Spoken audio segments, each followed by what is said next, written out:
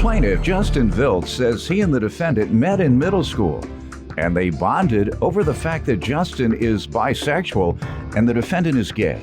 Justin claims he sold the defendant a car, but he has failed to pay it off, so Justin's suing. Defendant Jonathan Rito says he was born into a religious family, and that made being a homosexual very difficult. Jonathan claims when he realized Justin was bisexual, he took him under his wing and to his first gay bar. Jonathan's countersuing for rent. Let's start with you. Well, I've been knowing Jonathan since about middle school. We pretty much hung out together. And Jonathan was more of the, I guess you could say, the daredevil out of the bunch. I myself am bisexual. Jonathan is gay. We used to hang out. He used to kid and play with me with joke and Philly. I thought it was just all because. What's the daredevil part of being he pretty much, he was, he was the one that would, steal the car. Pretty much we go everywhere. Okay. He was the jerk and the smoker. You were saying it in terms of your sexuality. No, okay. All right, because that's this. You've had it in the same sentence. We were daredevils. I'm bisexual and he was gay. So I'm trying to figure out what is that? All right, go ahead. Yeah, so pretty much me and Jonathan, like I said, we hung out. We were just good friends. He actually introduced me, I guess you could say, into the gay life. He brought me to my first gay club in Houston, Texas. Okay. When Jonathan starts to drink, Jonathan, gets beside himself and he becomes like the true diva. Like he gets it. So let me hear from him, sir.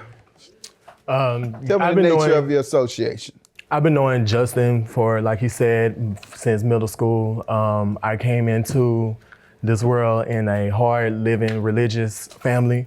So being a homosexual was kind of hard. Well, me and Justin, I could tell that Justin had a little feminine inside of him because not only he only hung with just females, but he was the only male cheerleader that was at the school. So yeah. Yeah, let me stop you there now. I'm not gay and there would be no problem if I were, but I only hung with females in the early days. So nothing wrong with that. That might mean he was a player. Well, I am the ladies' man at times, so. See that? Go ahead. So he hung with women all the time, which gave the impression he might be gay. Correct, and the impression was correct. So I ended up taking Justin, into underneath my wing. Basically about it, took him through the courses. I did take him to his very first gay club. I am the daredevil about the situation, as they say. Yeah, tell me what that is. I'm free-spirited, open-minded. You know what I'm saying? I'm not afraid to take chances. I love to have fun and just enjoy life. You walk on your head at the gay club bar? No, just walk in, spotlight. When the drinks come, the drinks and the smoking come. Yeah. But you all, otherwise, your relationship has been good? It has been pretty fair and well, yes, sir. All right, good. Defendant Jonathan Rito was friends with the plaintiff, and he claims he took the plaintiff under his wing after discovering he was bisexual. Tell me why you're suing your friend. Pretty much, I ended up selling Jonathan my vehicle, another spare vehicle that I had, which was a 2003 Chevy Impala, because his car broke down. So I pretty much, wanted to help him out. So I told him I'll sell it to him just for $3,000, and we made an agreement that he'll pay $200 each month for it. When was that? This was in October of 2013. And what has happened since that time? Jonathan has made 5 payments total of $725 to me. And pretty much after that, it's been like a hassle trying to catch him, to make. What does he say when you ask for your money? He either ignores my calls or text messages. I've even went as far as, sending him messages on Facebook. And we all know pretty much when you read a message, it'll show when you read it, the date, the time, everything. So he wouldn't respond for days. And then, of course, basically we read up When did you all stop communicating on a regular basis? We stopped communicating. It's been quite some time. But did it coincide with the time that he stopped paying you, or you all had stopped? The time that he stopped paying me pretty much is when he actually wrecked the car. And from my understanding, he basically stated to me that he got run off the road. But versus what his Facebook would always show, he's out going to the club, different things like that. So I'm thinking, he totaled it.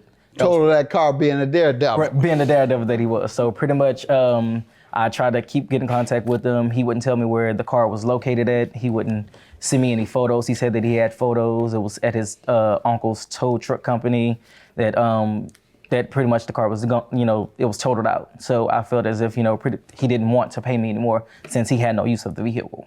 Let me hear from you, sir. I was getting the car from Justin, and I feel that I shouldn't have to pay him back because you didn't receive it. I was receiving the car from you did Justin. I was receive paying. the car Yes, sir. In exchange for what agreement? Just to pay him $200 a month until it's pretty much paid off. And did you keep your end of the bargain? No, I didn't keep my end of the bargain due to the fact that I had lost my job, so it was kind of hard struggling to get the $200 for him. So yeah, I pretty much did. Did you discuss that with your friend? At times I'll discuss it with him, and then I'll end up getting another job, but end up losing that one again. So it's like the money was kind of hectic or whatever. How would you lose your jobs? Losing a job because we got laid off because the job was pretty much How many jobs over. did you lose during the time that you were Two Lost jobs. 2 jobs. Yes, sir. When you came to him the first time and said, hey man, buddy, lost my job, I'm gonna need a little extra time to pay you, what did he say? Well, he said that was fine. Okay. At Second first. time, what did he say? The second You time come he back felt to like him, he said, I lost another job, so I'm not gonna be able to pay you again. What did he say? Well, the second time he feared that I was running some kind of game on him, trying Pretty to much. avoid him. Yeah. All right, and so ultimately you stopped paying him at all. I stopped paying him pretty much after I went through the total of the car. How'd you total the car? I was driving, actually I was at work. I was driving and there On was 2 this wheels. man- No, Daredevil. no sir. Go no, ahead. sir. Wouldn't ask him. I was driving and there was a man who was drunk and I was all the way on the far left lane and his car came into my side. My wheel ended up going onto the curb and into a tree. Was he insured, the driver? No, it was a hit and run. All right, never contact. Got in contact Okay, with him. so what does it have to do with paying him? Nothing. It's Right. just, I just like some job. Right. Defendant Jonathan Rito was friends with the plaintiff, and he claims he took the plaintiff under his wing after discovering he was bisexual. You have any reason that you believe you shouldn't have to pay for it based on you having an accident? Well, I feel that I shouldn't have to pay for it because of the fact of, yes, why pay for something that's not working, you can't use? And also, You shouldn't have to pay for it now correct. because you no longer have the use of it because it was totaled in an accident Correct. that you were involved in. Yes, sir. All right. Wouldn't that hurt him? Yeah, I feel that would. So you think that he should share your pain? Essentially. Yeah, no, the law doesn't allow that. Yeah. Whatever happens with that car once you become the owner, and in this case, it's a contract that you have, and that's not how that goes. Let's get to your counterclaim for unpaid rent. I let Justin stay with me from that October of 2012 all the way to the April of 2013, right before he was getting ready to move to Houston. Was it an agreement? No, not really. He did volunteer to help pay on some of the rent. Did he have his own place?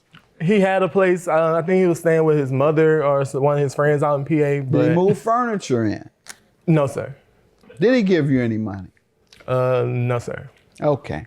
Because he could have been a resident without an agreement, in which case the law might require that he pay a reasonable amount of money. The judge gets to decide whether he believes he was a resident, in which case the only way you can get him out, quite frankly, is to go to court and evict him. So our folks need to be careful when they allow people to come stay with them. You allow somebody to come stay with you for a couple of months, and you come up one day, get out! I ain't going nowhere. Take me to court. Remember I said that to you? Right, that's right. He came to visit, and I tried to put him out. He said, take me to court. I took him in the back. He left real quick. Just kidding. But yeah, that's the risk people take. But there must be evidence. One of the things that helps determine that is, did you move all your things over? Do you still have your own place somewhere? Then clearly you weren't a resident, you were a visitor. You tell me about the stay with him. Well, first off, the October to the April of 2013, that's incorrect. I would go out there and visit him. I did stay with my mother back home in Port Arthur, Texas, which is like 15 minutes from where I worked. I did, travel back and forth because we hung out, pretty much when I was How many days off. a week did you stay I over would say here? maybe 2 or 3 times out the week. All right, and you didn't move all of your I did not earthly move. possessions No, sir, I did into not. his place. No, sir, I did not. All right, sir, I'm going to determine that wasn't a residency, and you had no agreement for payment. So I'm going to dismiss your claim and grant his $2,275. Have a good day, gentlemen.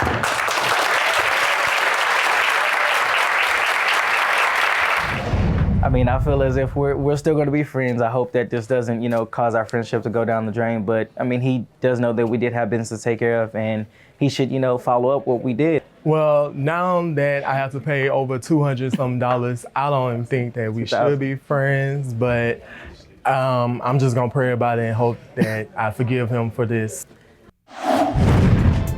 If you have a question about any of today's cases, go to my website, askjudgemathis.com.